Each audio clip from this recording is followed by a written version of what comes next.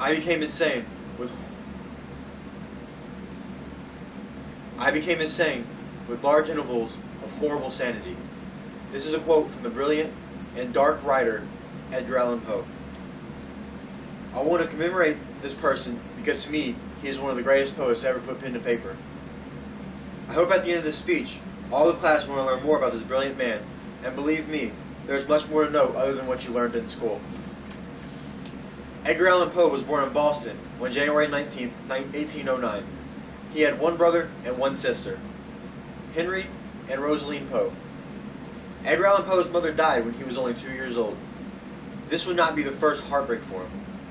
Poe had learned Latin and French while he was in school in England. After that, he then returned to school in America. He attended the University of Virginia in 1826 at the age of 17. Poe is a very smart individual who had potential to achieve much. His father had enough money to help Poe with school, but only a third of what he needed. The struggle brought upon heavy drinking, and then he quickly fell into debt. He quit school less than a year later. With no job or skill, Poe joined the United States Army in 1827 and reached the rank of Sergeant Major. In 1829, Poe joined West Point. While waiting to enter West Point, he lived with his grandmother, his aunt, his brother Henry, and his young cousin. He entered West Point, but didn't stay long because he couldn't afford to be there and was dismissed.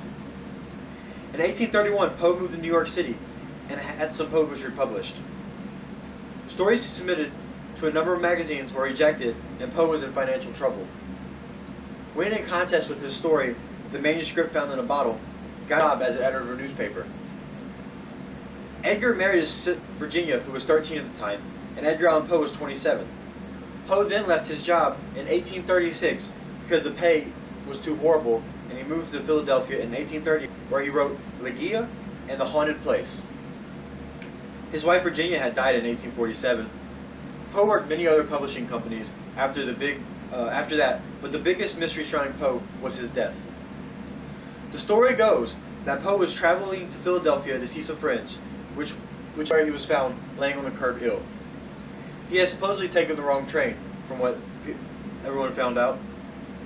He was wearing something else. He was wearing someone else's clothing, and in the hospital, he lapsed in and out of consciousness, but never could explain what happened to him. He died on October 7th, 1849. His last words are unsure. They are either, "Lord help my poor soul," or, "He who art the heavens and upholds the universe has his decrees legibly written upon the frontlet of every human being and upon demons incarnate." These words are a gateway into his torn soul. Poe leaves behind many poems, which are today taught in schools all across the world. Some of the greatest are The Cask of Amontillado, The Fall of the House of Usher, The Telltale Heart, Pit and the Pendulum, and his most famous, The Raven.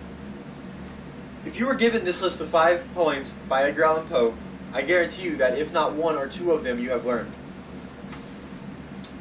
The greatest poet in my eyes is Edgar Allan Poe, and he comes from a very well-to-do family. Also, he was very intelligent. Even with the hardship he had in his life, he produced some of the world's most memorable poems that are taught all over the world today. I'll leave you with a reading from Poe's greatest poem, The Raven. Once upon a midnight dreary, while I pondered weak and weary, over many a quaint and curious volume of forgotten lore, while I nodded, nearly napping, suddenly there came a tapping, as of someone gently rapping at my chamber door. "'Tis some visitor," I muttered, tapping at my chamber door, "only this, and nothing more."